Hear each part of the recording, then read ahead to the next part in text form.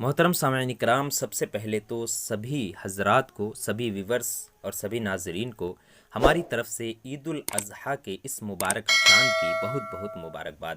اللہ تعالیٰ اس چاند کے صدقے میں سب کی دعاؤں کو قبول فرمائے۔ یہاں پہ قربانی کا چاند ظاہر ہوا۔ سب سے پہلے ہم قربانی کے احکام اور قربانی کا بیان کرتے ہیں، قربانی کے طریقے جانتے ہیں کہ قربانی کیا ہے، قربانی کس پر واجب ہے، قربانی کس طرح سے دی جائے اور قربانی کیوں دی جائے۔ سب سے پہلے بات کرتے ہیں کہ قربانی کس کو کہتے ہیں۔ قربانی ایک مالی عبادت ہے جو غنی پر واجب ہے۔ خاص جانور کو خاص دن میں اللہ کے لیے ثواب کی نیت سے ذبح کرنا، یہ قربانی ہے۔ مسلمان مقیم مالک نصاب آزاد پر قربانی کرنا واجب ہے، یعنی جن حضرات کے پاس یہ چیزیں موجود ہو، یعنی کہ وہ تو مسلمان ہو، مقیم بھی ہو، مالک نصاب ہو، آزاد ہو، تو اس پر قربانی واجب ہے۔ جس طرح قربانی مرد پر واجب ہے، اسی طرح عورت پر بھی قربانی واجب ہے۔ مسافر پر قربانی واجب نہیں، لیکن اگر نفل کے طور پر کرے تو کر سکتا ہے، اس کا ثواب اس کو ملے گا۔ مالک نصاب ہونے سے مراد اتنا مال ہونا ہے جتنا مال ہونے سے صدقہ فطر واجب ہوتی ہے، یعنی حاجت اصلیہ کے علاوہ۔ حاجت اصلیہ کہتے ہیں گھر بار، کھانا پینا، کپڑا، رہنا سہنا، بچوں کے خرچ اور اہلیہ یعنی کہ بیوی کے خرچ، ماں باپ کے خرچ کو نکال کر اگر آپ کے پاس اتنے درہم یا اتنے چیزیں موجود ہوتی ہیں، جو بیان کیا جائے گا کہ حاجت اصلیہ کے علاوہ تقریباً 52.5 تولہ چاندی یا جو ہے 7.5 تولہ سونا، 52.5 تولہ چاندی یا 7.5 تولہ سونا کا مالک ہو، یا اس کا رقم اس کے پاس ہو، تو ایسے انسان کو قربانی دینا واجب ہے۔ جو شخص 200 درہم یا 20 دینار کا مالک ہو، یا حاجت اصلیہ کے علاوہ کسی ایسی چیز کا مالک ہو جس کی قیمت 52.5 تولہ چاندی، 7.5 تولہ سونا کے مقدار ہو، تو وہ غنی مانا جائے گا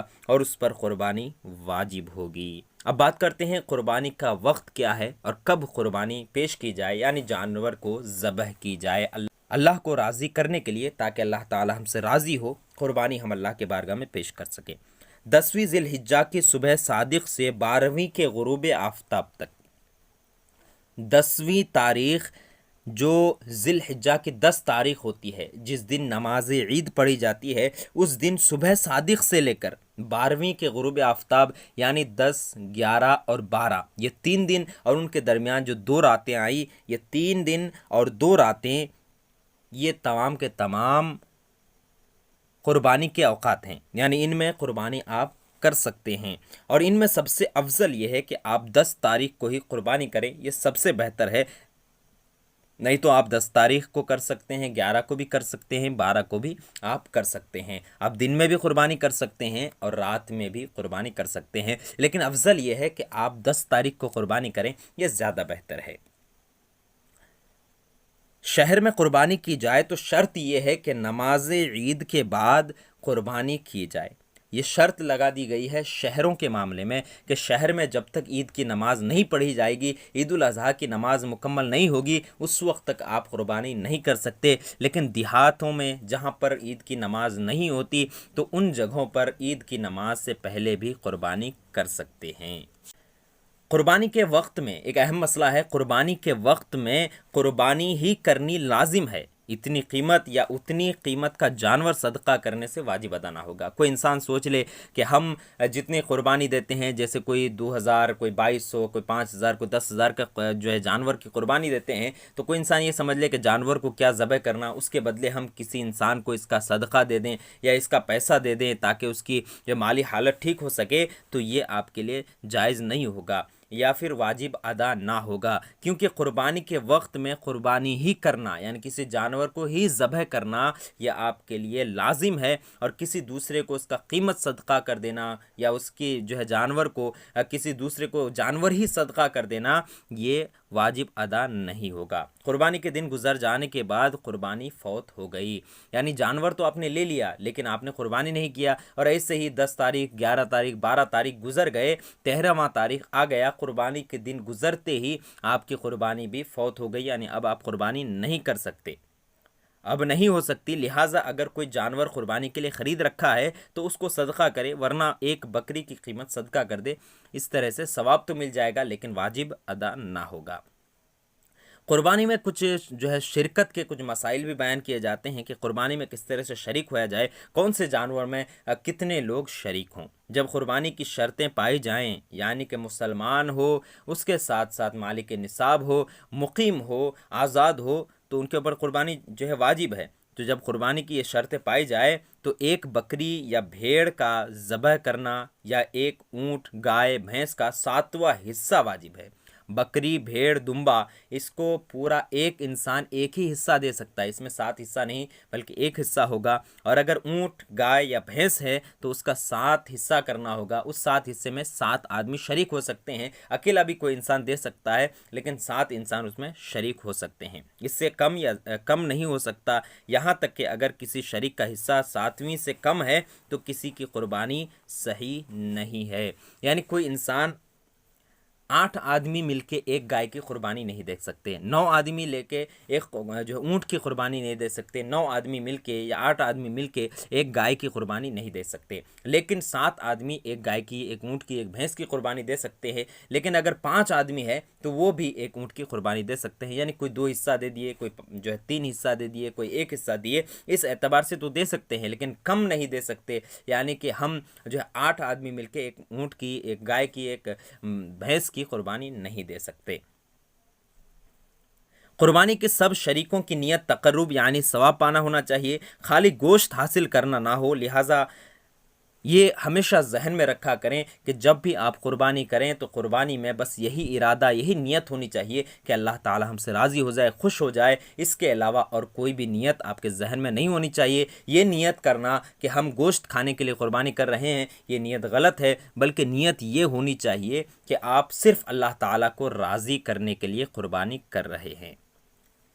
اب قربانی کا جانور کس طرح سے ہونی چاہیے وہ تو ہم نے بتا دیا کہ بکری، بھیڑ، دمبا یہ ایک آدمی کی طرف سے ایک دے سکتے ہیں، اور 7 آدمی کی طرف سے گائے، بھینس، اونٹ یہ ایک ایک کو 7 آدمی کی طرف سے دے سکتے ہیں۔ 5 آدمی بھی دے سکتا ہے، اکیلا ایک آدمی بھی ایک گائے دے سکتا ہے، ایک اونٹ دے سکتا ہے۔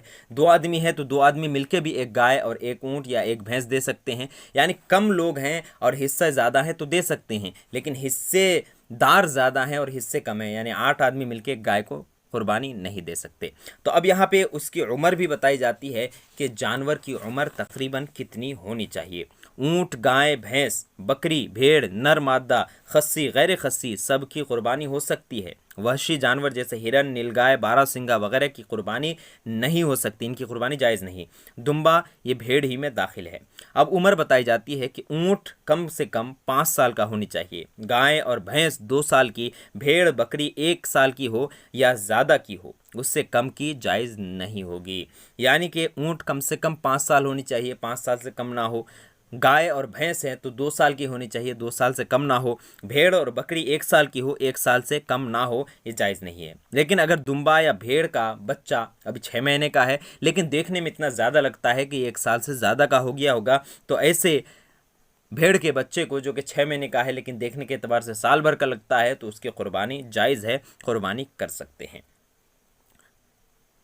قربانی کا جانور کیسا ہونی چاہیے اس کے بارے میں بھی ذکر کرتے ہیں۔ قربانی کا جانور موٹا، تازہ اور اچھا ہونا چاہیے، عیبی نہ ہونے چاہیے۔ اگر تھوڑا سا عیب ہو تو قربانی ہو جائے گی مگر مکروہ ہوگی، اور اگر زیادہ عیب ہو تو ہوگی ہی نہیں۔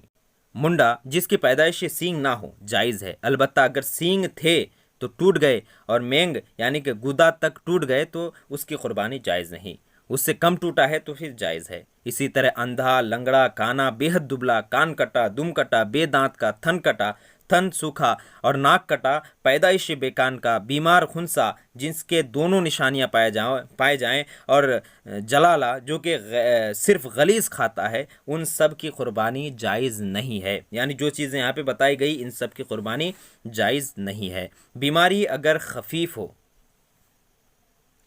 اور لنگڑا پن ہلکا ہے کہ چل پھر سکتا ہے، قربان گاہ تک، یہاں پہ قربانی کر رہے ہیں وہاں تک جا سکتا ہے آرام سے، یا کان ناک دم تہائی سے کم کٹا ہوا ہے، زیادہ نہیں کٹا ہوا ہے، تو ایسے جانور کی قربانی دے سکتے ہیں، اس میں کوئی حرج نہیں۔ قربانی کرتے وقت جانور اچھلا کودا اور اس سے عیبی ہو گیا تو اس میں حرج نہیں، یعنی بہت سارے جانور ہوتے ہیں کہ جب ذبح کرنے کے لیے لے جاتے ہیں تو بہت اچھل کود کرتا ہے، تو ایسی حالت میں اگر اس کا پیر ٹوٹ جائے یا اس کی سینگ ٹوٹ جائے تو اس سے کوئی حرج نہیں ہوتا، اس کو آپ قربانی کر سکتے ہیں۔ قربانی کی اور پیٹ میں زندہ بچہ ہے تو اسے بھی ذبح کر دے اور کام میں لا سکتا ہے، اور مرا ہوا ہو تو اسے پھینک دے سکتا ہے۔ یعنی اگر آپ نے کوئی جانور خریدا، پہلے معلوم نہیں تھا کہ اس کے اندر بچہ ہوگا، لیکن جب ذبح کیے تو دیکھا گیا کہ زندہ بچہ ہے، تو اس کو بھی ذبح کر دے اور ذبح کرنے کے بعد اپنے کام میں لے آئے۔ لیکن اگر مرا ہوا ہے تو اس کو پھر کہیں لے جا کر دفن کر دے یا پھر پھینک دے۔